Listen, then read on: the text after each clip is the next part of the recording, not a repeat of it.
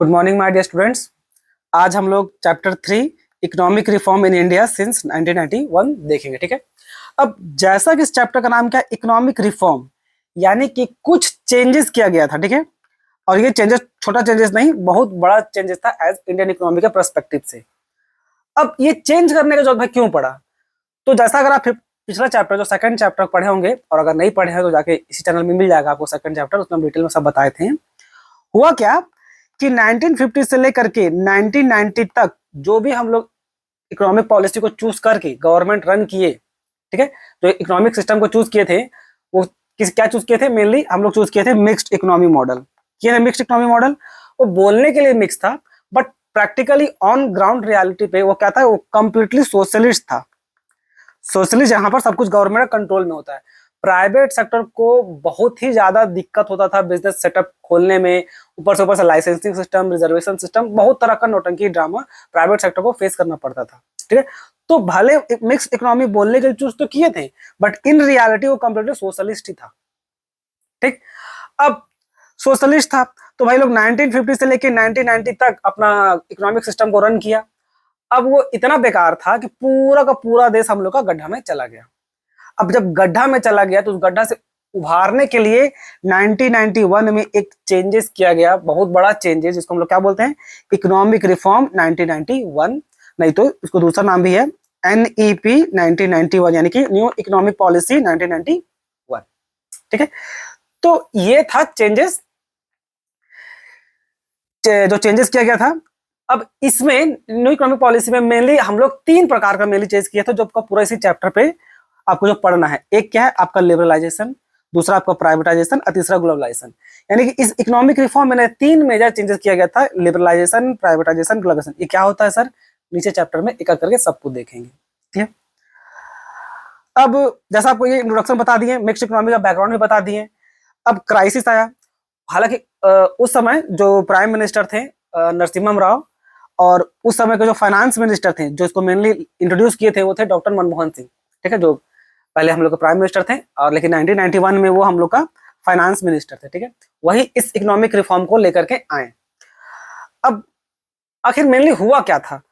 तो सिंपल तो था कि भाई गड्ढा में चले गए थे, तो 1950 से लेकर के 1990 का जो हिसाब किताब था, वही आपका इसमें यहाँ से स्टार्टिंग होगा, बैकग्राउंड ऑफ द क्राइसिस। ठीक है।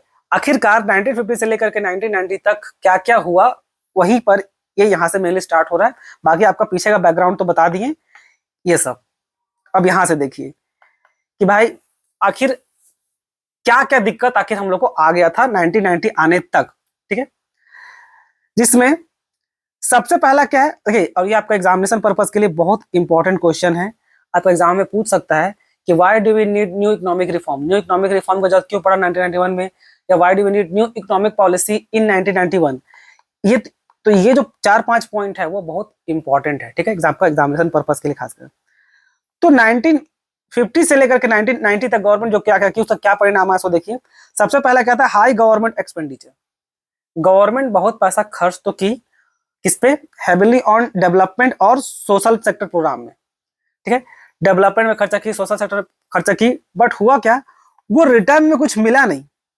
गवर्नमेंट जब कुछ बिल्डअप करती है ना, तो उम्मीद करते थे रोड बनाई और बहुत कुछ प्रोग्राम, वेलफेयर प्रोग्राम चलाई, तो गवर्नमेंट डायरेक्टली पैसा उसे उम्मीद नहीं करती है, बट इनडायरेक्टली रिटर्न एक्सपेक्ट करती है। जैसे आज अगर इंफ्रास्ट्रक्चर बना दे, रोड बना दे, तो ऐसा थोड़ी ना कि अब टोल टैक्स ले रही है गवर्नमेंट, अलग बात है, पर डायरेक्टली गवर्नमेंट उसे बेनिफिट का उम्मीद नहीं करती। गवर्नमेंट उम्मीद इस बात का रखती है कि जो रोड बनाए हैं वो ट्रांसपोर्टेशन में हेल्प होगा, जिससे सबका कम्युनिकेशन, ट्रांसपोर्टेशन जब सुधरे तो बिजनेस स्मूथली हो। ठीक है। बिजनेस स्मूथ होगा, अल्टीमेटली फायदा किसको होगा? देश को ही होगा। तो गवर्नमेंट बहुत हैवी एक्सपेंडिचर की, लेकिन रिटर्न कुछ मिला नहीं। ठीक है। फिर आ जाइए लो रेवेन्यू जनरेशन। ये मेनली बोला गया उस टाइम का कंपनी को। ठीक है। उस टाइम का जितना भी कंपनी था, जो मेनली गवर्नमेंट कंट्रोल में ही थी, वो सब कंपनी क्या था आपका? सिक कंपनी निकला। अब सिक कंपनी किसको बोलते हैं? सिक कंपनी बोलते हैं उस कंपनी को जो आपका लॉस में जा रहा हो। ठीक है। सिक कंपनी वैसा कंपनी को बोला जाता है जो आपका लॉस में जा रहा हो। तो उस समय तो मैक्सिमम कंपनी गवर्नमेंट कंट्रोल में थी, तो जितना भी कंपनी थे ना, वो सब का सब क्या हो गया? आपका लॉस में चला गया। ठीक है। Fiscal deficit. फिस्कल डिफिसिट उस समय बहुत ज्यादा बढ़ गया। फिजिकल डिफिसिट सिंपल बोलने का मतलब यहाँ पर ये होता है कि जो गवर्नमेंट का टोटल एक्सपेंडिचर था वो ज्यादा था गवर्नमेंट का टोटल रेवेन्यू से। फिजिकल डिफिसिट सिंपल बोलने का मतलब क्या है कि गवर्नमेंट खर्चा ज्यादा कर रही है, कमा कम रही है। वो जो गोविंदा का एक मूवी है नहीं है, आमदनी अठन्नी खर्चा रुपया बस, ये वही है कि आमदनी यानी कमा रहे हैं 8 आना और खर्च कर रहे हैं 1 रुपया। आमदनी अठन्नी और खर्चा अठन्नी यानी वही 50 पैसा, और खर्च कर रहे हैं 1 रुपया। तो ये एकदम फिजिकल डिफिसिट आसान भाषा में वही होता है, ठीक है। तो यहाँ पर भी वही हो रहा था कि गवर्नमेंट का एक्सपेंडिचर ज्यादा था और गवर्नमेंट का रेवेन्यू कम था। गवर्नमेंट कमा कम रही थी, मान लीजिए कमा रही थी 50 करोड़ और खर्च कर रही थी कितना 100 करोड़। तो जब बाकी 50 करोड़ पैसा का जो लॉस हो रहा है, अब अगर हाँ किसी किसी के मन में ये भी आ रहा हो कि सर जब गवर्नमेंट कमा 50 करोड़ रही थी तो खर्च 100 करोड़ कैसे कर रही थी, जितना कमाएंगे उतने खर्च करेंगे। ऐसा नहीं बच्चों, ये उधार लोन, दूसरा जो IMF वर्ल्ड बैंक ये सब जो ऑर्गेनाइजेशन है या इंटरनल डेट या एक्सटर्नल डेट, गवर्नमेंट लोन लेके वो भरपाई करती थी, ठीक है। तो ये था तीसरा प्रॉब्लम। फिर पुअर फॉरेन एक्सचेंज मैनेजमेंट से आसान भाषा में क्या, हम लोग का इंपोर्ट ज्यादा था, हम लोग का एक्सपोर्ट से। हम लोग इंपोर्ट ज्यादा कर रहे थे और एक्सपोर्ट बहुत कम कर रहे थे। अब वो ऐसा करने के कारण क्या हुआ, हम लोग का जो फॉरेन एक्सचेंज रिजर्व था वो इतना घट गया। देखिए अगर ज्यादा इंपोर्ट कीजिएगा अपना कंट्री, मान लीजिए अमेरिका से सामान खरीद के इंडिया आया तो इंडिया को पेमेंट भी तो करना पड़ेगा ना। और जब पेमेंट कीजिएगा तो उसको आप रुपीस में थोड़ी ना पेमेंट करते हैं, पेमेंट तो डॉलर में होगा ना। अमेरिका का जो भी दुकान से वो खरीदा जा रहा सामान वो इंडियन रुपीस से क्या करेगा, उसका तो कोई वैल्यू है नहीं उसके वहां पर। तो पेमेंट किसके में होगा, पेमेंट तो डॉलर में होगा, तो RBI को डॉलर देना पड़ेगा कन्वर्ट करके। तो वो इतना घट गया क्योंकि इंपोर्ट हम लोग बहुत ज्यादा हो गया और एक्सपोर्ट बहुत कम था।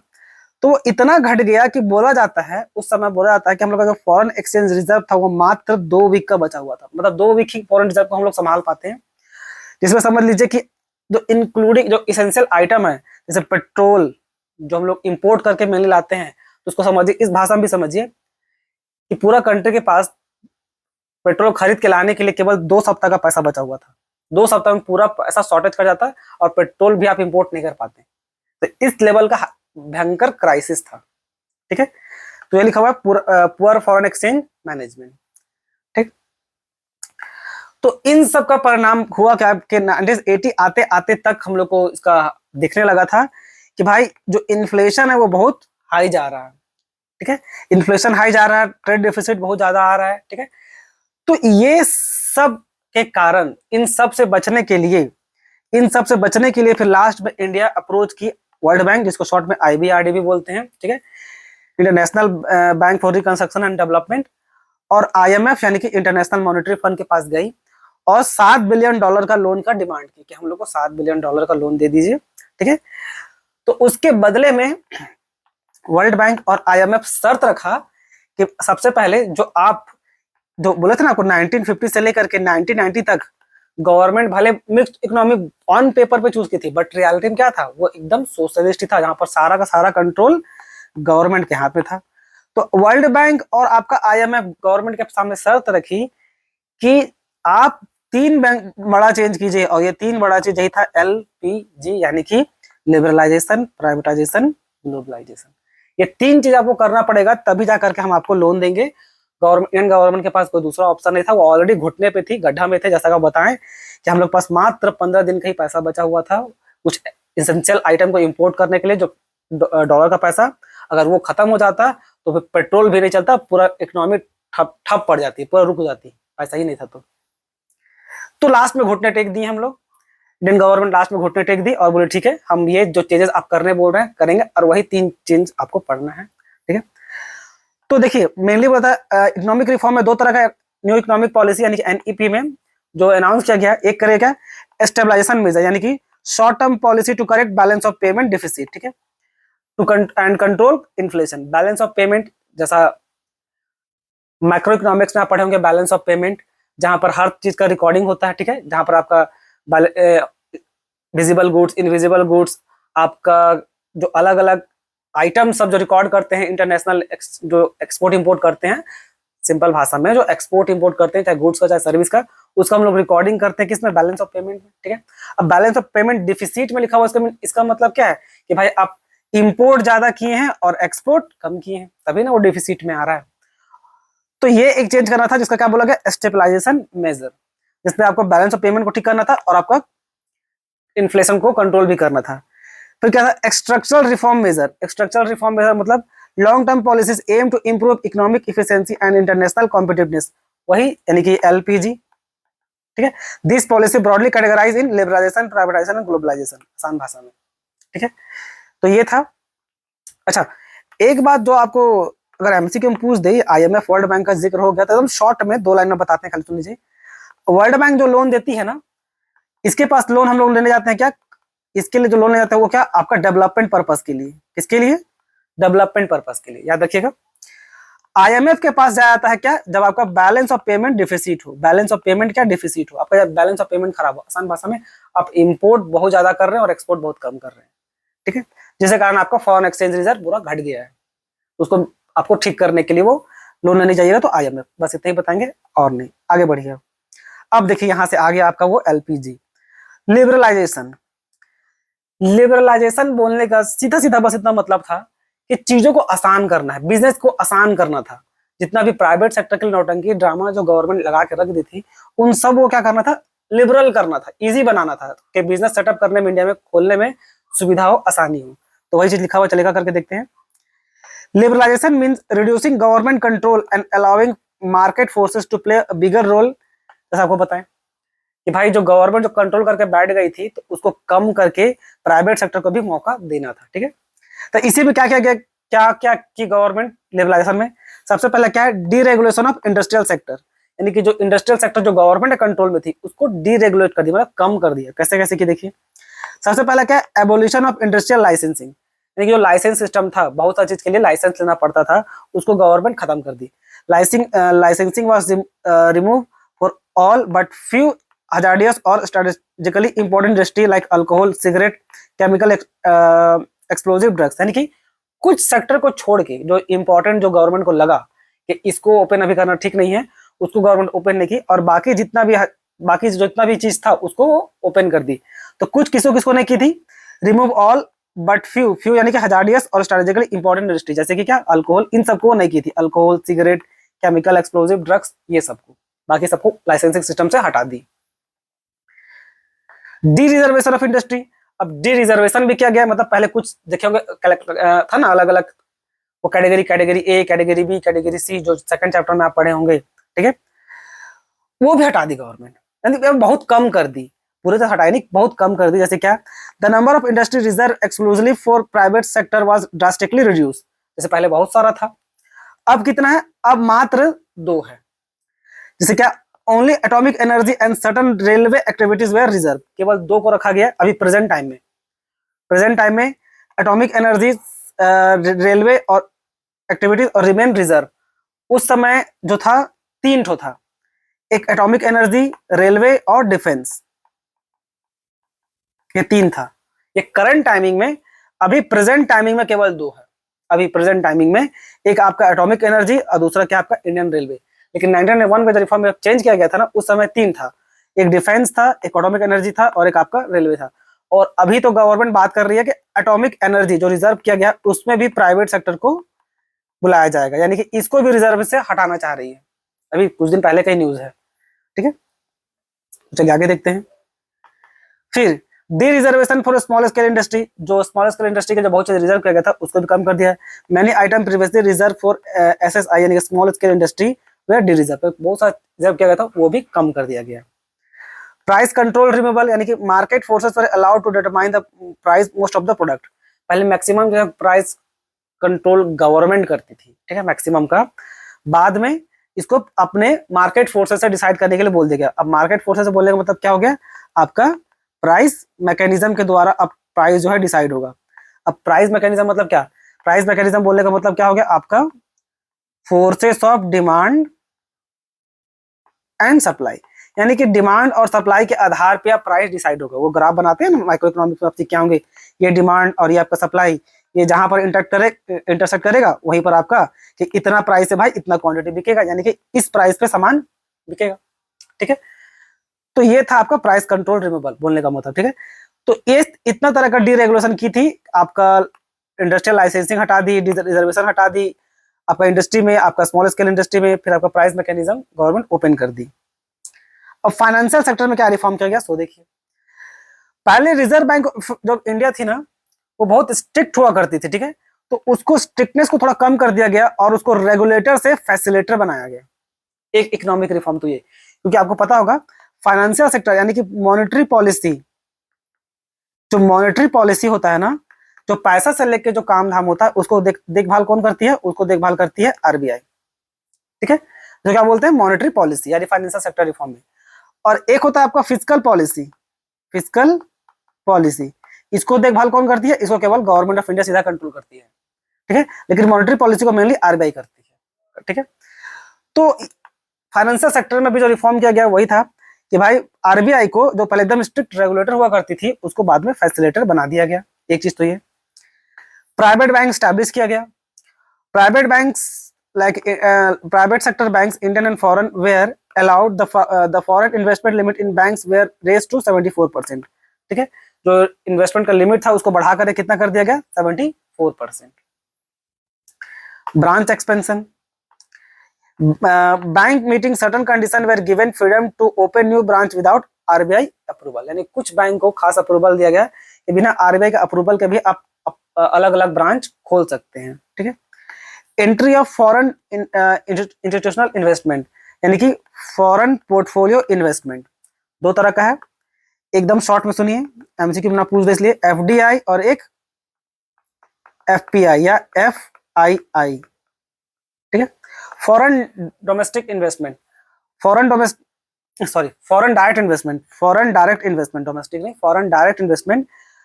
फॉरेन डायरेक्ट इन्वेस्टमेंट में इसका सिंपल मतलब होता है, इन दोनों का मतलब क्या है कि विदेश से कोई लोग आएगा और इंडिया में पैसा लगाएगा। ठीक है, विदेश से कोई भी, अमेरिका का, फ्रांस का, जर्मनी का, कहीं से भी कोई आएगा और इंडिया में पैसा लगाएगा, तो उसको दो तरह कैटेगरी माना जाता है, एक फॉरेन डायरेक्ट इन्वेस्टमेंट और एक फॉरेन पोर्टफोलियो इन्वेस्टमेंट या फॉरेन इंस्टीट्यूशनल इन्वेस्टर। ठीक है, तो अगर कोई आगे सीधा इंडिया में कंपनी खोल दे, जैसे मान लीजिए सैमसंग कंपनी साउथ कोरिया से आई और उत्तर प्रदेश में अपना डिस्प्ले खोली ना, अपना मोबाइल डिस्प्ले, वो हो गया आपका फॉरेन डायरेक्ट इन्वेस्टमेंट, यानी कि बड़ा बड़ा फैक्ट्री खोला गया जिसपे इंडियन सबको नौकरी में रखा जाएगा। ठीक है, वो लोग एसेट जो मतलब जो इन्वेस्टमेंट किया है अलग अलग बिल्डिंग में, एसेट्स में किया है। बात कीजिए फॉरेन पोर्टफोलियो इन्वेस्टमेंट का या फॉरेन इंस्टीट्यूशनल इन्वेस्टर का, ये लोग विदेश का जो लोग है ये इंडिया का स्टॉक मार्केट में पैसा खर्च करती है। कहाँ? स्टॉक मार्केट में पैसा लगाती है। तो ये दो मेन डिफरेंस था। ठीक है, आई होप एमसीक्यू में अगर पूछे तो क्लैरिटी के साथ दे दीजिएगा जवाब। ठीक है, तो ये हो गया। अब हम लोग कुछ टैक्स रिफॉर्म भी किए थे। अब टैक्स में क्या रिफॉर्म किया गया था देखिए, टैक्स रिफॉर्म को ही बोला था क्या? आपका fiscal policy, fiscal policy, tax reform को ही बोला था क्या? टैक्स फिस्कल पॉलिसी, जिसको सीधा कौन देखभाल करती है? सीधा गवर्नमेंट ऑफ इंडिया। तो ये फिस्कल पॉलिसी में भी कुछ काफी चेंज किया गया था। डायरेक्ट टैक्स में देखिए चेंज किया गया था। Tax on individual income and corporate profits were continuously reduced to discourage tax evasion and encourage saving. आसान भाषा में टैक्स का जो रेट था, जो डायरेक्ट टैक्स का रेट था, उसको कम कर दिया गया। ठीक है, तो इनकम टैक्स जो पड़ता है अपने देश में और जो कॉर्पोरेट टैक्स पड़ता है वो कम कर दिया गया ताकि टैक्स इवेजन ना हो। टैक्स इवेजन बोलने का मतलब क्या है कि टैक्स में चोरी ना हो। टैक्स इवेजन बोलने का मतलब क्या है? टैक्स में चोरी ना किया जाए। बड़ा बड़ा कंपनी लोग, गवर्नमेंट टैक्स का रेट ही कम कर दी तो टैक्स कम देना पड़ेगा, तो कंपनी को टैक्स चोरी करने की जरूरत भी नहीं है। Tax evasion. Indirect tax reforms add to create unified national market, this culminated in the introduction of GST। ये तो बहुत बाद में हुआ था, उस समय इनडायरेक्ट टैक्स में भी कुछ कमी किया गया था और जीएसटी तो आपको 2016 में, अभी तो कुछ समय मतलब 10 साल पहले का ही बात समझ लीजिए इसको।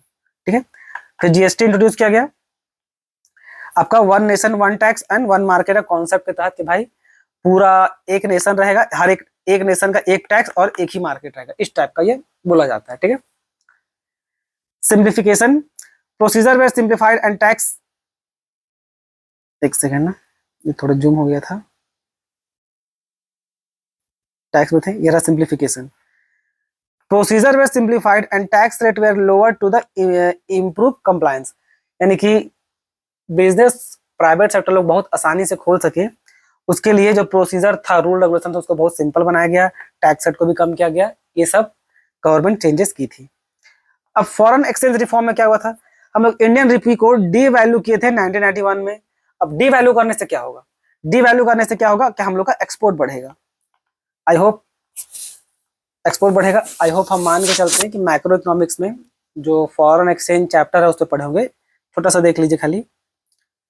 अगर रुपीस का वैल्यू, ठीक है, अगर रुपीस का वैल्यू गिरता है, यानी कि इंडियन रुपी का वैल्यू जैसे गिरा, तो आपका एक्सपोर्ट क्या होगा, बढ़ेगा। एक सेकंड चल नहीं रहा। तो एक्सपोर्ट क्या होगा, बढ़ेगा। और अगर इंडियन रुपीस का वैल्यू बढ़ता है तो आपका एक्सपोर्ट क्या होगा, घटेगा। ये रिलेशनशिप है, याद रखिएगा। फिर से लिख देते हैं यहाँ पर, तो चल नहीं रहा था इसलिए। अगर रुपीस का वैल्यू गिरता है तो आपका एक्सपोर्ट बढ़ेगा, और अगर रुपीस का वैल्यू बढ़ता है तो आपका एक्सपोर्ट गिरेगा। ठीक है, कैसे होता है वो अभी हम नहीं बताएंगे, वो फॉरेन एक्सचेंज चैप्टर में देखिएगा। ठीक है, तो उसमें टाइम लग जाएगा फिर इस वीडियो में। फॉरेन एक्सचेंज रिफॉर्म जैसा बताएं कि गवर्नमेंट इंडियन रुपीस का वैल्यू कम कर दी तो क्या होगा, उससे हम लोग का एक्सपोर्ट बढ़ा होगा। ठीक है, अब क्या देखिए, this was allowed by the move towards market determine an exchange rate system where the values of rupees is influenced by the demand and supply. पहले गवर्नमेंट डिसाइड करती थी, अब फॉरेन एक्सचेंज आपका डिमांड और सप्लाई के दम पे decide होगा। Clear. Trade and investment policy में भी कुछ रिफॉर्म किया गया। Aims to increase international competitiveness and attract foreign investment and technology. यानी कि जो पॉलिसी चेंज की गई उसमें ध्यान में रखिए कि भाई इंटरनेशनल कंपटीशन बढ़े, इंडिया में फॉरेन इन्वेस्टर लोग आए और पैसा इन्वेस्ट करें। ठीक है, रिमूवल ऑफ क्वांटिटेटिव रिस्ट्रिक्शन, और जो दुनिया भर का जो गवर्नमेंट रिस्ट्रिक्शन लगाई थी, चाहे इंपोर्ट कोटा में, उसको डिसमेंटल कर दिया गया। हालांकि जैसा बताएं, एक्सेप्ट हजार्डियस और सेंसिटिव आइटम, मतलब कुछ खास हजार्डियस और सेंसिटिव आइटम को छोड़ के जो लिमिट लगा हुआ था उसको मेंटेन रखी, उस पर हटाई नहीं, लेकिन बाकी सब में हटा दी, और जो इंपोर्ट लिमिट कोटा था वो भी हटा दी। फिर टैरिफ भी गवर्नमेंट कम की। ठीक है, इस कस्टम ड्यूटी टैरिफ जो था उसको प्रोग्रेसिवली लोअर कर दिया। कस्टम ड्यूटी यानी कि पानी जहाज से अगर कोई सामान लेकर के आइएगा उस पर जो टैक्स पड़ता है ना, उसको क्या बोलते हैं, कस्टम ड्यूटी। ठीक है, ईजिंग इंपोर्ट लाइसेंस, यानी कि इंपोर्ट कराने का जो लाइसेंस मिलता था उसको बहुत आसान कर दी, लेना अब आसान हो गया था। और रिमूवल ऑफ एक्सपोर्ट ड्यूटीज, पहले Indian goods to make Indian goods more competitive abroad, तो एक्सपोर्ट ड्यूटी लगता था वो भी गवर्नमेंट हटा दी। ठीक है, तो बहुत सारा चेंजेस गवर्नमेंट की थी। तो लिबरलाइजेशन हो गया, यानी कि बिजनेस को आसान करने के लिए जितना भी लिबरलाइज कर सकती थी गवर्नमेंट की। अब आ जाइए प्राइवेटाइजेशन, जो दूसरा कदम गवर्नमेंट उठाई थी वो क्या था, प्राइवेटाइजेशन। प्राइवेटाइजेशन सिंपली बोलने का मतलब होता है कि जो गवर्नमेंट कंपनी था ना, जो गवर्नमेंट कंपनी था उसको बेच दी, और किसको बेची, प्राइवेट सेक्टर को। उसी को बोला था क्या, आपका प्राइवेटाइजेशन। यानी कि जो गवर्नमेंट कंपनी था बाद में बेचने के बाद अब वो प्राइवेट कंपनी बन गया, उसी को क्या बोला गया, आपका प्राइवेटाइजेशन। सिंपल भाषा में यही है। ठीक, क्या लिखा हुआ पढ़िए। प्राइवेटाइजेशन इन्वॉल्व ट्रांसफरिंग ओनरशिप और management public sector to the private sector, बस ये लिखा हुआ। ठीक है, और कुछ नहीं। आगे देखिए, दो मेथड से गवर्नमेंट इस्तेमाल की। Withdrawal of government ownership and management, या तो गवर्नमेंट अपना ओनरशिप और मैनेजमेंट विड्रॉ कर ली, वापस ले ली, या तो outright sale of public sector enterprise, यानी कि सीधा बेच दी। मतलब बात एक ही है, सीधा आसान भाषा में पब्लिक सेक्टर को वापस प्राइवेट सेक्टर कर दिया गया, बस सिंपल नहीं मतलब है। अब इसी में एक टर्म है डिसइन्वेस्टमेंट। अब ये दो वर्ड ऑलमोस्ट सिमिलर तो लगता है, प्राइवेटाइजेशन और डिसइन्वेस्टमेंट, पर थोड़ा सा डिफरेंस होता है, तो थोड़ा सा वो डिफरेंस देखते हैं। प्राइवेटाइजेशन में क्या होता है कि अगर गवर्नमेंट कंपनी को जब प्राइवेट सेक्टर को जब बेचा जाता है ना, तो गवर्नमेंट अपना 51% से ऊपर शेयर बेच देती है। यानी कि गवर्नमेंट, देखिए गवर्नमेंट कंपनी का मेन मोटा मोटी डेफिनेशन बस इतना ही है कि गवर्नमेंट के पास अगर 51% शेयर हो ना उस कंपनी का, तो वो कहलाती क्या है, वो गवर्नमेंट कंपनी। ठीक है, अब गवर्नमेंट जो है अपना मैक्सिमम शेयर बेच दे रही है, इट मीन शॉर्ट के अपना 51% से ऊपर शेयर बेच रही होगी, तो ये लिखा हुआ है कि ownership is transfer to private hands usually when the majority stake 51% और मोर इज सोल्ड। यानी गवर्नमेंट 51% से ऊपर शेयर बेच दी, अब वो गवर्नमेंट कंपनी रहे। अब ऐसा नहीं, उसके पास कुछ भी शेयर नहीं होगा, नहीं होगा, पर अब 51% ना हो सकता है 20% हो सकता है 10 हो सकता है 30 हो। ठीक है, डिसइन्वेस्टमेंट में क्या होता है, डिसइन्वेस्टमेंट में देखिए, डिसइन्वेस्टमेंट में 151% वो शेयर नहीं बेचती है, वो कुछ पोर्शन को बेचती है। मान लीजिए जैसे कि बेस्ट एग्जांपल आपका एल आई सी अभी भी गवर्नमेंट की कंपनी है, लेकिन 7-8% जैसा क्या कि पब्लिक को वो बेच दी, पब्लिक को बेच दी, उससे क्या हुआ, पब्लिक को पैसा मिल गया। तो मेन डिफरेंस यही है, प्राइवेटाइजेशन में पूरा ओनरशिप के साथ साथ मैनेजमेंट भी चला जाएगा। अब गवर्नमेंट कुछ नहीं कर रही क्योंकि 51% सुपर शेयर बेच दी। डिसइन्वेस्टमेंट में क्या, कुछ शेयर को बेची है ताकि कुछ पैसा मिल जाए, लेकिन ओनरशिप ट्रांसफर नहीं किया गया और मैनेजमेंट भी अभी भी गवर्नमेंट के पास है। ठीक है, तो ये दो मेन अंतर होता है दोनों में। अब कंट्रोल देखिए, control of management operation fully passes fully to inter private sector, जैसे मतलब पूरा बेच दी तो भाई चल ही जाएगा। अब इसमें पूरा बेचती नहीं है तो हो सकता है जाए ना जाए, गवर्नमेंट जितना इन्वेस्टमेंट करना चाहे उस हिसाब से है। ठीक है, मेन ऑब्जेक्टिव क्या है, मेन ऑब्जेक्टिव था भाई गवर्नमेंट सेक्टर को प्राइवेट में बेचा, क्यों, गवर्नमेंट लॉस में जा रहा था ना, सब लॉस ही तो खो रहा था, तो लॉस को सीधा बेच देते हैं तो क्या होगा, प्राइवेट सेक्टर उसको ठीक कर देगी। जैसे best example air India. Air India पहले मतलब टाटा कंपनी का था, गवर्नमेंट बाद में उसको खरीद ली, फिर उसको लॉस में डाले, गड्ढा में ढकेल दी, फिर उसको वापस प्राइवेट सेक्टर को भेज दी। तो ये है। ठीक है, और इसका मेन ऑब्जेक्टिव क्या है कि कुछ पैसा मिल जाए टू जनरेट सम रेवेन्यू। ठीक, तो ये मेन डिफरेंस था।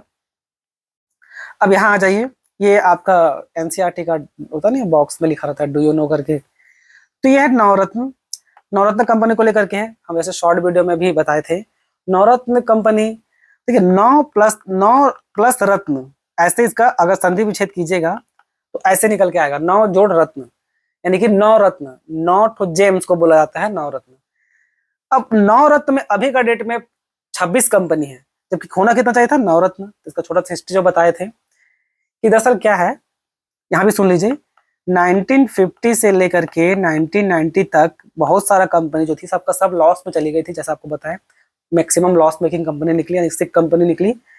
लेकिन कुछ कंपनी ऐसा था जो एकदम एक्स्ट्रा ऑर्डिनरी परफॉर्म किया था, यानी कि बहुत अच्छा गवर्नमेंट को प्रॉफिट कमा के दिया था, और वैसा वैसा 9 कंपनी था। वैसा वैसा कितना था, 9 कंपनी था। उस समय जो 9 मेनली था वही सेल, भेल, गेल, आपका बीएसएनएल, वीएसएनएल, ओएनजीसी, यही सब था। ठीक है, ओरिजिनल जो नवरत्न कंपनी थी। अब लोग को नाम नवरत्न क्यों दिया गया, तो बस इसको हिस्ट्री से रिलेट कर दिया गया कि बोला जाता है कि अकबर का दरबार में, अकबर का कोर्ट में 9 ऐसे मिनिस्टर थे जो बहुत ही अपना काम में बहुत अच्छे थे। जैसे आपका बीरबल, तानसेन, तानसेन का नाम सुने होंगे, जो गाना गाते नहीं थे तानसेन, बोलते हैं जब वो रागदीप गाते थे तो गा करके अपना फ्रीक्वेंसी से दिया जलाने का क्षमता रखते थे। इसको कोई आप ये मत सोच लीजिएगा सही है तो सुपरस्टिशन है, नहीं, अगर उतना फ्रीक्वेंसी निकालिएगा तो जलाना पॉसिबल होता है। पढ़ लीजिएगा, मिल जाएगा गूगल में, आप तो कुछ यहाँ पर फेकम फाक हो भी नहीं सकता। ठीक है, तो तानसेन था, बीरबल था, मुल्ला दो प्याजा था, और भी बहुत कोई लोग था जो अपना अपना काम में अच्छा था। तो उन्हीं का उपाधि में, जैसे उन लोगों को अकबर का दरबार में ना जो 9 जेम्स था, जो 9 मिनिस्टर थे, उन लोगों को बोला जाता था क्या, नवरत्न मिनिस्टर। तो उन लोग का उपाधि दिया गया किसको, इस 9 कंपनी को, इस 9 प्रॉफिट मेकिंग कंपनी जो एक्स्ट्राऑर्डिनरी काम की थी कि भाई सब लॉस में चला गया, तुम लोग काफी खाली प्रॉफिट कमा के दी हो, इसलिए तुम लोग को नवरत्न कंपनी बोला जाएगा। ठीक है, फिर बाद में गवर्नमेंट ऑफ इंडिया उसको बहुत सारा कैटेगरी बांट दी, जैसे आपको महारत्न, नवरत्न, फिर मिनी रत्न। ठीक है, मेन नवरत्न जो है वो उस समय एनसीईआरटी बुक में आपको मिल जाएगा, अच्छा से देख लीजिएगा, पूरा 9 का 9 तो याद नहीं है, पर ये सब शायद नवरत्न जैसा आपको जो 6 का नाम बताया ना वो ओरिजिनल नवरत्न था। 3 को और कौन कौन हमको याद नहीं आ रहा है, तो ये था। ठीक है, तो आई होप इसका कहानी आपको पता लग गया होगा कि नवरत्न होता क्या है। अब महारत्न, नवरत्न, मिनी रत्न अभी है। अब आ जाइए ग्लोबलाइजेशन में। भाई ग्लोबलाइजेशन किसको बोलते हैं, ग्लोबलाइजेशन सिंपल बोलने का मतलब है कि अपना कंट्री का इकोनॉमी को इंटीग्रेट करना वर्ल्ड इकोनॉमी के साथ। क्या मतलब हुआ सर इसका, आसान भाषा में इंडिया को कनेक्ट करना पूरा वर्ल्ड से, बस सिंपल भाषा में यही मतलब है। पूरा देश को पूरा वर्ल्ड से कनेक्ट कर देंगे, यानी कि पूरा एक देश, पूरा वर्ल्ड को एक मार्केट बना दिया जाएगा। आसान भाषा में समझिए, इंडिया में आप बैठ करके फ्रांस से, जर्मनी से, अमेरिका से, कहीं से भी कुछ भी सामान खरीद सकते हैं या बेच सकते हैं। वो लोग भी सेम, किसी वर्ल्ड का किसी भी कोना में बैठ करके, इंडिया का किसी भी कोना से, गांव देहात जो भी है, सड़क शहर, वहां से सामान खरीद या बेच सकती है। तब वो क्या कहलाता है, ग्लोबलाइजेशन। तो वही बोला जाता है क्या, integrating national economy with world economy. आसान भाषा में इंडिया को पूरा वर्ल्ड से कनेक्ट कर देना, जोड़ देना। ठीक है, तो ये था। अब कुछ बेनिफिट्स क्या था ग्लोबलाइजेशन का, सो देखिए। पहला बेनिफिट है create more trades and market opportunity. Obvious है, फॉरेन का लोग अगर इंडिया में आएगा, वो सिर्फ परचेज और सेल करना नहीं, आप इंडिया में आके बिजनेस भी कर सकते हैं। तो लोग इंडिया में अगर आएगा तो ऑब्वियस है आपको मोर ट्रेड मिलेगा, मार्केट अपॉर्चुनिटीज ज्यादा खुलेगा। ठीक है, आपके लिए ऑप्शन भी बहुत ओपन हो जाएगा। पहले केवल आप अपना लोकल में खरीदते हैं या पूरा इंडिया में खरीदते हैं, अब आपके पास ओपन मार्केट है, पूरा नेशनल इंटरनेशनल लेवल का मार्केट है। जो खरीदना जहां से खरीद लीजिए, पैसा है तो सब कुछ है। लेकिन हम ये प्रमोट नहीं करते ना कि पैसा सब कुछ है, ये बस निकल गया फ्लो में। ब्रिंग फॉरेन फॉरेन इन्वेस्टमेंट यानी कि FDI, foreign direct investment and technology. दूसरा कंट्री के लिए हम लोग जब कंट्री के जब अपना मार्केट ओपन किया तो ऑब्वियसली लोग टेक्नोलॉजी लेकर के आएगा।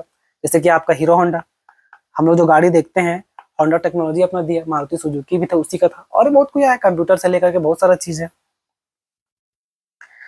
Generate employment and skill development. Obvious है अगर फैक्ट्री इंडिया में आके खुलेगी तो इंडियन लोग को ही तो नौकरी मिलेगा ना। ठीक है, टॉप पोजीशन भले ही जिसके पास नॉलेज होगा, स्किल होगा, उसको मिलता है, लेकिन जो लोअर लेवल का पोजीशन है गवर्नमेंट कोशिश करती है कि वो जनरली इंडियन सबको ही मिले। अब जिस स्टेट में खुला है गवर्नमेंट, अब स्टेट गवर्नमेंट कोशिश करती है भाई पूरा मेरा स्टेट को ही मिले, लेकिन स्टेट नेशनल गवर्नमेंट यानी कि जो सेंट्रल गवर्नमेंट वो कोशिश करती है कि भाई जो काबिल रखे उसको मिले, लेकिन इंडियन को मिले। सीधा सीधा बात है। Improve quality, variety and affordability of goods. अब भाई मार्केट ओपन हुआ तो आपके लिए अब चीजों सस्ते भी होंगे। और वैसे ना अभी इंडिया में हाथ से सामान बनता है, इंडिया में हम लोग हाथ से सामान बनाते हैं, फॉरेन में मशीन से बनता था, तो इंडिया में आगे जब बिकेगा तो दो चार पैसा वो सस्ता मिलेगा। अब खरीदना चाहिए कि नहीं खरीदना चाहिए, तो सिंपल सी बात है नहीं खरीदना चाहिए। देखिए इससे आपका देश को थोड़ा नुकसान होगा। अभी का डेट में 2 रुपए दे के अगर आप सक्षम है तो बोल रहे हैं, नहीं सक्षम है तो भाई तो खरीदना ही पड़ेगा सस्ता वाला। पर अगर आपको भगवान इतना ब्लेस किए हैं आपका फैमिली को, तो कोशिश कीजिए अगर आप सक्षम है तो इंडियन प्रोडक्ट ही खरीदिए, जितना हो सके आप इंडियन प्रोडक्ट ही खरीदिए। चाइनीज माल नहीं खरीदिए सस्ता के चक्कर में। मानते हैं 2 रुपए सस्ता मिलेगा, लेकिन इंडियन प्रोडक्ट खरीदने के बाद जो आपको बेनिफिट होगा ना वो घुमा के थोड़ा मिलता है, लेकिन बहुत बड़ा बेनिफिट मिलेगा। फैक्ट्री जब बड़ा बड़ा इंडिया में जब खुलेगा ना, तो अल्टीमेटली आप ही को, या तो आपका आने वाला जनरेशन को, या तो आपका दोस्त आस पड़ोस, उनको फायदा होगा, सबको फायदा होगा। तो कोशिश कीजिए इंडियन प्रोडक्ट खरीदने का। ठीक है, चाइनीज प्रोडक्ट नहीं खरीदिए। अब जो पहले से, अब ये नहीं जो पहले से खरीद रहे हैं उसको फेंक दे, ऐसा नहीं होता है। अब ऐसी बात है, ऑप्शन रहे तभी पॉसिबल है। अब ऑप्शन ही नहीं होगा तो क्या ही कीजिएगा, अब तो भाई कोई दूसरा चारा है नहीं, खरीदना ही पड़ेगा। ठीक है, enhance global connectivity and culture exchange. ऐसा वो बताएं, ग्लोबल कनेक्टिविटी और कल्चर एक्सचेंज। कल्चर एक्सचेंज तो कभी कुछ नहीं होता है, कुछ चीज आदमी तो कभी शेयर नहीं कर पाता, मतलब थोप नहीं पाता है, या कोई पसंद नहीं करता इंटरफेरेंस करना, वो क्या कल्चर में। हर कोई किसी को अपना कल्चर से प्यार होता है, हर किसी को अपना कल्चर अच्छा लगता है। जो गांव में पला बड़ा है उसको गांव अच्छा लगता है, जो शहर में पला बड़ा है उसको शहर अच्छा लगता है। अच्छा कौन है वो तो भाई अपना रिक्वायरमेंट के हिसाब से है। तो किसी का कल्चर में इंटरफेरेंस कोई पसंद नहीं होता। अब बोलने के लोग बोल देते भाई हम लोग मल्टी कल्चर, नहीं तो बकवास है ये ना। सुनने में अच्छा लगेगा, न्यूज देखने में अच्छा लगेगा, बट रियलिटी यही है कोई पसंद नहीं करता कि सब कल्चर में इंटरफेयर करे। ठीक है, चाहे इंडिया का ऐसा मत जैसा भी है तो केवल इंडियन मेंटालिटी है। अरे बाहर जाके देखिए, आप जो सोचते हैं ना कि अंधविश्वास खाली इंडिया में, आपको पता चल जाएगा कि अंधविश्वास दूसरा कंट्री में कितना है। या खाली एक बार पढ़िए ना, गूगल निकाल के सर्च मारिए ना सुपरस्टिशन इन अब्रॉड या अमेरिका, जिस कंट्री का भी आप जानना चाहते हैं, दुनिया भर का सुपरस्टिशन मिल जाएगा। खाली बोलने के लिए कि नहीं होता है, सब होता है। Challenges of globalisation. अब ग्लोबलाइजेशन हम लोग मार्केट ओपन किए, अपना मार्केट फॉरेन के जब ओपन कीजिएगा तो कुछ प्रॉब्लम भी तो आएगा।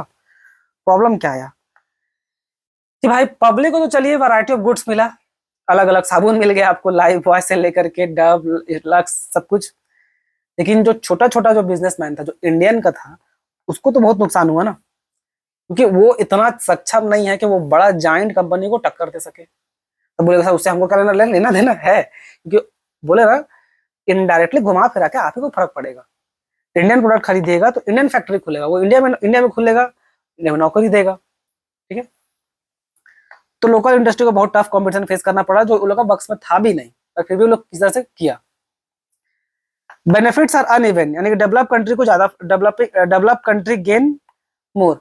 अब बोला जाता है इस इकोनॉमिक रिफॉर्म में जब हम लोग अपना मार्केट ओपन किए दूसरा देश के लिए, तो भाई अपना देश को कम फायदा हुआ, यानी कि देश में फैक्ट्री वैक्ट्री जो खुलना चाहिए था वो कम खुला, और और जो डेवलप नेशन है उन लोगों को ज्यादा फायदा हुआ कि मैं मार्केट खोल दिए, अब वो लोग पूरा सामान ला करके इंडिया में बेच रहा है। जैसे चाइना, चाइना हर देश को क्या करती है, एक्स्ट्रा एक्सप्लॉइट करती है, सस्ता का सामान पैदा देती है और पूरा मार्केट कैप्चर कर लेती है, तो उससे चाइना में फैक्ट्री खुलता है ना। थोड़ी कि चाइना माल अगर इंडिया में बेच रही होती है तो इंडिया में फैक्ट्री खोल के बैठा ऐसा कर दे, तो फिर किसी कंपनी से किसी को शिकायत नहीं है। कोई भी फॉरेन कंपनी अगर इंडिया में आके सामान फैक्ट्री खोल दे और इंडिया में सामान बेचे, कोई दिक्कत नहीं है, फिर इंडियन गवर्नमेंट खुशी खुशी उसका पैर हाथ धो के बुलाएगी, आइए आइए करके। लेकिन कोई नहीं, हर कंपनी करती क्या, हर कंपनी चाहे गवर्नमेंट क्या करती है कि माल बने उसका देश में, नौकरी मिले उसका लोग को, लेकिन सामान बिके कहाँ, दूसरा कंट्री में। कि अपना कंट्री में आप कितना सामान बेच पाइएगा, एक हद तक ही ना, एक लिमिट तक ही। तो चाइना क्या करती है, पूरा वर्ल्ड को एक्सपोर्ट मारती है सस्ता रेट में। ठीक है, तो ये था। Job losses occur in a weak और अनकॉम्पिटेटिव सेक्टर, बहुत सारा जॉब लॉस हुआ ताकि जो लोग लोकल सेक्टर में काम कर रहे थे वो लोग का। कल्चरल एंड ट्रेडिशनल में गेट एटू, यहाँ पर देखिए दोनों जगह लिखा हुआ है, यहाँ भी हम एनसीईआरटी से ये उठा के लिखा हुआ है। ठीक है, तो डायलेक्टर क्या कोई पसंद नहीं करता है। ठीक है, इन्वायरमेंटल डिग्रेडेशन, ऑब्वियस ये हुआ कि यहाँ पर आया, फैक्ट्री खुला, फैक्ट्री का जो वेस्ट मटेरियल था सीधा नदी में छोड़ दिया गया, तो मतलब क्या है, रिवर को नुकसान पहुंचाया, एयर चिमनी लगेगा, चिमनी धुआं छोड़ेगा, एयर पोल्यूशन हुआ, बहुत तरह का दिक्कत हुआ। ठीक है, अब आ जाइए ग्लोबलाइजेशन का जो एक चीज निकल के आया वो क्या था, आउटसोर्सिंग। आउटसोर्सिंग मतलब सिंपल भाषा में कि जब when company hire external firms to provide service that were previously done in house. सीधा साधा भाषा में आउटसोर्सिंग समझ लीजिए, हम लोग कोई काम खुद से ना करके दूसरा से करवा रहे हैं। कोई कंपनी है, मान लीजिए ए नाम का कंपनी है, वो काम खुद ना करके वो अपना काम बी नाम का कंपनी को सौंप देगा, भाई मेरे बिहाफ पे तुम करो, मेरे बिहाफ पे तुम करो। ऐसा कब करते हैं, ऐसा तभी करते हैं जब एक मेन रीजन निकल के आया, वो क्या, प्रॉफिट। हम लोगों को कुछ फायदा होना चाहिए, मतलब इकोनॉमिक प्रॉफिट होना चाहिए, और दूसरा था क्वालिटी। एक है आपका प्रॉफिट, दूसरा क्या है आपका क्वालिटी। जब ये दो चीज फुलफिल, खासकर ये पहला वाला सबसे इंपॉर्टेंट है, अगर ये दोनों चीज फुलफिल हो जाए तो फिर बहुत अच्छा, और पहला वाला हर हाल में होना ही चाहिए। ठीक है, तो ये जब दो चीज फुलफिल होता है ना, तब जाकर के हम लोग आउटसोर्सिंग करते हैं। यानी कि जब कंपनी ए, मान लीजिए ऐसा समझ लीजिए, हम लोग किसी को आउटसोर्सिंग में क्यों देंगे, जैसे कि मान लीजिए जो हीरो गाड़ी बनाती है, हीरो जो गाड़ी बनाती है, बाइक बनाती है, क्या वो सारा पार्ट खुद ही बना लेती है, नहीं। उस पर टायर देखिएगा, सीएट का या एमआरएफ का टायर लगा रहेगा, तो खुद क्यों नहीं बना लेती। देखो खुद बनाएगी ना तो उसको कॉस्टली पड़ेगा, वो खुद बनाने जाएगी तो कॉस्टली पड़ेगा, और हो सकता है वो क्वालिटी भी ना निकल के आ पाए जितना अच्छा क्वालिटी आपका एमआरएफ और आपका सीएट का टायर देती है। तो कंपनी लोग करती क्या कि भाई खुद से क्यों बनाना, क्यों टेंशन पालना है, काम करो बी को दे दो, सस्ता भी पड़ेगा, तो लोग इकोनॉमिक बेनिफिट भी, सस्ता भी पड़ेगा टायर, अगर हम लोग बनाएंगे तो पता चला एक टायर का दाम 1500 रुपये पड़ रहा है, वो हम लोग को 1200 में दे रहा है, तो सस्ता भी पड़ेगा और क्वालिटी भी बढ़िया मिलेगा। ठीक है, बेस्ट। और भी एग्जाम्पल बहुत सारा है, आपका आईफोन का एग्जाम्पल ले लीजिए। आईफोन, देखिए पैसा होने पर सब कुछ हो जाए पॉसिबल नहीं है, आईफोन के पास बहुत पैसा है कि नहीं, $1 ट्रिलियन का कंपनी है वो, उतना पैसा होने के बाद भी क्या वो एक अच्छा डिस्प्ले बना पाई, नहीं, नहीं बना पाई।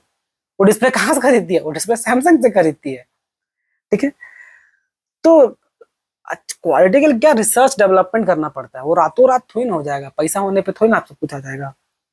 तो आउटसोर्सिंग तभी करते हैं जब खुद करने से, मतलब दूसरा को जब देंगे कंपनी को तो हम लोग को प्रॉफिट भी होगा और क्वालिटी भी बढ़िया मिलेगा, तो मेन आउटसोर्सिंग होता है। ठीक है, मेन इसलिए तब हम लोग जाकर के आउटसोर्सिंग करेंगे। और क्या होता है आउटसोर्सिंग तो बता दिए, जब दूसरा कंपनी, जब एक्सटर्नल फर्म को हम लोग अपना काम समा देते हैं तो उसे क्या बोलते हैं, आउटसोर्सिंग।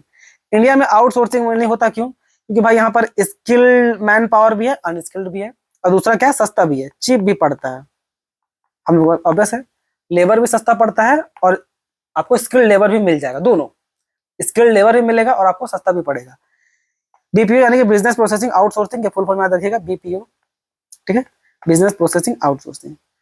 आउटसोर्सिंग एक नया हम लोग को जॉब का देने का तरीका बना इंडिया में, खासकर आईटी सेक्टर में।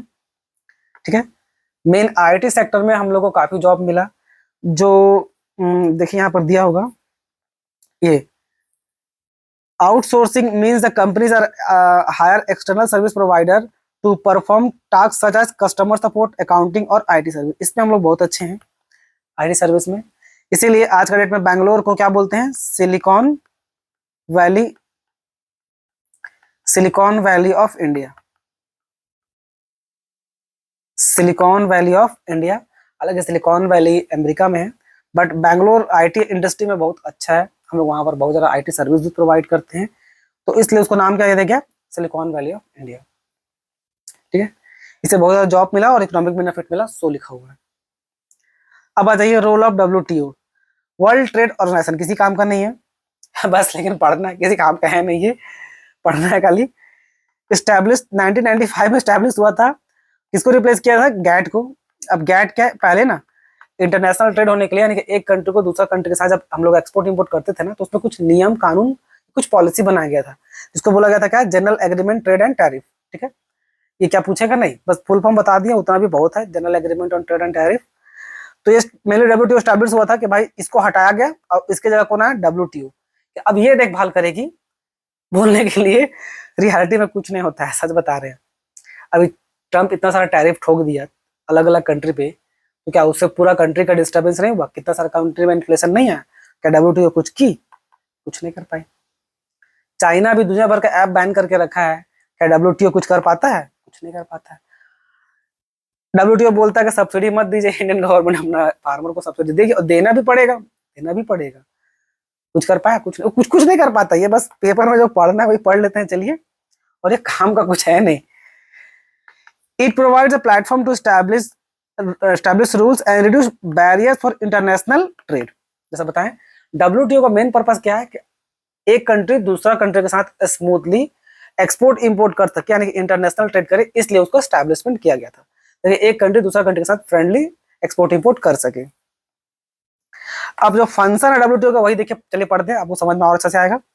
पहला फंक्शन क्या है, हेल्प कंट्री ट्रेड स्मूथली, जैसे बताएं, कंट्री लोग को हेल्प करता है ताकि स्मूथ वे में ट्रेड एक्सपोर्ट इंपोर्ट हो। सॉल्व ट्रेड डिस्प्यूट, अगर कोई ट्रेड डिस्प्यूट हो उसको आके वो सॉल्व करने की कोशिश करती है, पर कर नहीं पाती है, फर्स्ट ट्राई करती है।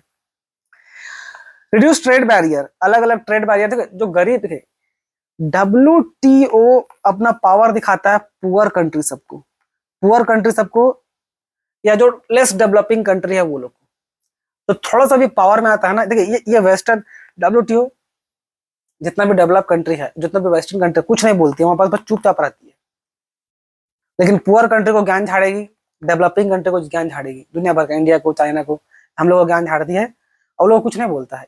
तो एकदम बायसनेस कूट कूट के लोगों में भरा हुआ है। ठीक है, एकदम बायसनेस का दूसरा नाम ये सब है, आपका WTO, आपका यूनाइटेड नेशन, जो बोलते हैं, जो यूनाइटेड नेशन है ना, ये सब कम्प्लीटली बायसनेस है और कुछ नहीं, किसी काम का वो लोग है नहीं, कुछ नहीं कर पाता है ना। यूएन ना एक भी वॉर रोका पाई, दुनिया भर का वॉर चल रहा है, वो भी वही बनाया गया था कि भाई वॉर रोका, ना वो वॉर रोका पाती है, ना ही WTO इंटरनेशनल ट्रेड को स्मूथ कर पाती है, बस हम लोग को पढ़ना पड़ता है खाली, और कुछ नहीं। सपोर्ट डेवलपिंग कंट्रीज, कभी सपोर्ट नहीं करती है ये पॉइंट में बस लिखा हुआ है। WTO give special help, guidance and extra time to developing nation following trade rules. ये अमेरिका का पपेट है और कुछ नहीं, अमेरिका बोलेगी उसको सपोर्ट करो तो सपोर्ट करती है, मत करो तो नहीं करती है, सीधा सीधा। इंश्योर फेयर कंपटीशन, इंश्योर करती है कि भाई कोई अनफेयर एडवांटेज ना दे, जैसे हम लोग देते हैं, चाइना भी देती है, लेकिन ये कुछ नहीं कर पाता है, बस देखते रहता है। तो ये था फंक्शन ऑफ WTO। तो ये फंक्शन लेकिन एग्जामिनेशन पर्पस के लिए बच्चों बहुत इंपॉर्टेंट है, हम हंसी मजाक में इसको टाल दिए, याद रखिएगा फंक्शन बहुत इंपॉर्टेंट है।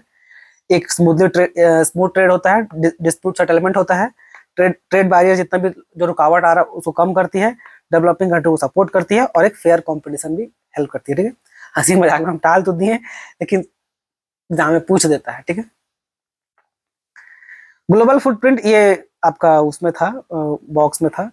अब ग्लोबल फुटप्रिंट बोलने का मतलब क्या है, highlights how some Indian companies have expanded their presence internationally. इसका सिंपल मतलब बस याद रखें, ग्लोबल फुटप्रिंट बोलने का मतलब क्या है कि कुछ इंडियन कंपनी भी अपना दबदबा इंडिया से निकल करके विदेश में भी दिखाने का हिम्मत दिखाई। जैसे कौन कौन, ONGC विदेश, टाटा स्टील, HCL, ये सब कंपनी इंडिया में केवल नाम नहीं कमाई, दूसरा कंट्री में जाकर के भी नाम कमाई, तो क्या बोला गया, ग्लोबल फुटप्रिंट, बस इतना ही, और उसमें डिटेल में जरूरत नहीं है। ये एक ट्रेजेडी था जो आपका वो होता है डू यू नो, या अलग अलग बॉक्स में उसमें था NCERT का, तो दे दिए। एक ट्रेजेडी था जिसमें क्या हुआ था, देखिए, सॉरी ये तो IT सेक्टर का ना, IT सेक्टर बता दिए, IT सेक्टर आपको बता दिए थे भाई कैसे हम लोग IT सेक्टर में बहुत अच्छा कर रहे हैं, सिलिकॉन वैली ऑफ इंडिया हम लोग बैंगलोर को बोलते हैं। ठीक है, इसमें हम लोग अच्छा दबदबा है, नौकरी भी बहुत मिल रहा है, तो इसको दोबारा पढ़ने का जरूरत है नहीं। सीधा यहाँ से देखिए, assessment of Indian economy during reforms. अब जो रिफॉर्म किए 1991 में, इकोनॉमिक रिफॉर्म हुआ या न्यू इकोनॉमिक पॉलिसी जो इंप्लीमेंट किए, उसका क्या चीज देखने को मिला। पहले पॉजिटिव आउटकम देखते हैं, क्या देखने को मिला। जीडीपी ग्रोथ हुआ, बिल्कुल सही बात है, जीडीपी हम लोग ग्रोथ किए, 5.6% में पहुंच गए थे हम लोग 1980 में, सॉरी 1980 में हम लोग 5.6 थे, जो 8% हो गया था बाद में लाने के बाद। सर्विस सेक्टर बहुत अच्छा से इंप्रूव हुआ, जैसे बताया IT service, banking service, accounting, बहुत तरह का सर्विस हम लोग देने लगे, उसमें हम लोग अच्छा खासा सुधार मिला, क्या नया मार्केट मिला। दूसरा कंट्री का लोग इंडिया में आके पैसा इन्वेस्ट किया, आपका एफडीआई, आपका एफएफआई, फॉरेन डायरेक्ट इन्वेस्टमेंट और फॉरेन पोर्टफोलियो इन्वेस्टमेंट या फॉरेन इंस्टीट्यूशनल इन्वेस्टमेंट, ये दोनों सेम होता बताए थे आपको पहले। हायर फॉरेन एक्सचेंज, तो दूसरा कंपनी का लोग इंडिया में आके इन्वेस्ट किया तो ऑब्वियस क्या लेके आया होगा, डॉलर लेके आया, तो इंडिया का फॉरेन एक्सचेंज भी क्या हुआ, अच्छा खासा बढ़ा। ठीक है, अब इसमें एक चीज ध्यान रखिएगा, ये जो 5% से 6% एकदम से जंप मारे ना, इसको बहुत कोई लोग अच्छा ग्रोथ भी, मतलब बहुत लोग सोचता क्या कि हम लोग बहुत तरक्की किए 1990 रिफॉर्म आने के बाद, नहीं, ये सच्चाई नहीं है। हम लोग बहुत ज्यादा रिफॉर्म तरक्की नहीं किए थे, ऑलरेडी हम लोग माइनस में थे, ऐसे समझिए, ऑलरेडी हम लोग गड्ढा में थे, अपना सिचुएशन को और खराब किए थे, तो वहां से जो उठ करके आए तो वो ऐसा नहीं कि बहुत ज्यादा अच्छा डेवलपमेंट हुआ था। ठीक है, तो यही चीज है। अब इसमें कुछ चैलेंजेस या क्रिटिसिज्म, यानी कि इकोनॉमिक रिफॉर्म का भी कुछ बोला जाता है कि भाई इसमें भी कुछ कमियां थी, तो वही कमियां, एक एम्प्लॉयमेंट, जीडीपी तो देश का बढ़ गया, जीडीपी बढ़ा, job creation has not keeped pace, यानी कि जितना जीडीपी बढ़ा उस हिसाब से नौकरी नहीं मिला पब्लिक को, जब नौकरी नहीं मिला तो वो ग्रोथ किसी काम का नहीं है। ठीक है, specially in sectors like agriculture and manufacturing. ठीक, एग्रीकल्चर में देखिए, public investment agriculture, irrigation, research, infrastructure decline affecting small and marginal farmers. बड़ा कंपनी का आने से एग्रीकल्चर को कुछ खास बेनिफिट नहीं मिला, ठीक है, एग्रीकल्चर सेक्टर में कुछ खास नहीं मिला, ऊपर से जो स्मॉल और मार्जिनल फार्मर था उसको और नुकसान हुआ। इंडस्ट्रियल सेक्टर, अब हम लोग इंक्रीज कंपटीशन के कारण, कंपटीशन बढ़ने के चक्कर में क्या हुआ कि हम लोग चीपर इंपोर्ट्स करने लगे, और and इनएडिक्वेट infrastructure have slow industrial growth. यानी कि दो प्रॉब्लम हुआ, एक तो हम लोग कंपटीशन फेस किए, क्या भाई सामान सस्ता दूसरा देश से बन के आता था, बताएं इंडिया में हाथ से बनता है, दूसरा कंट्री मशीन से बनता है, तो वो एक प्रॉब्लम फेस करना पड़ा चीपर सामान का। और दूसरा भाई इंफ्रास्ट्रक्चर ग्रोथ नहीं हो पाया, जो बनना चाहिए था, जो ब्रिज, स्कूल, हॉस्पिटल, सड़क, वो बन नहीं पाया। सोशल इंपैक्ट क्या है, critics argue that reforms are mostly benefits high income group and, obvious बात है कि जो मेन बेनिफिट पहुंचा बोला जाता है मेनली बड़ा बड़ा प्लेयर लोगों को पहुंचा, गवर्नमेंट लोगों को। ठीक है, गवर्नमेंट कुछ स्कीम लॉन्च करे, उसका बेनिफिट अगर आम आदमी तक नहीं पहुंच पाए तो किसी काम का नहीं है।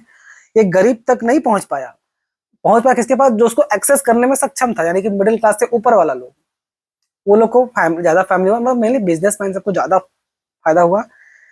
जो बिजनेसमैन था उन लोगों को उतना फायदा नहीं हुआ, जो छोटा छोटा बिजनेस सब था वो तो उल्टा बर्बाद हो गया, हैंडीक्राफ्ट जो हम लोग बिजनेस था।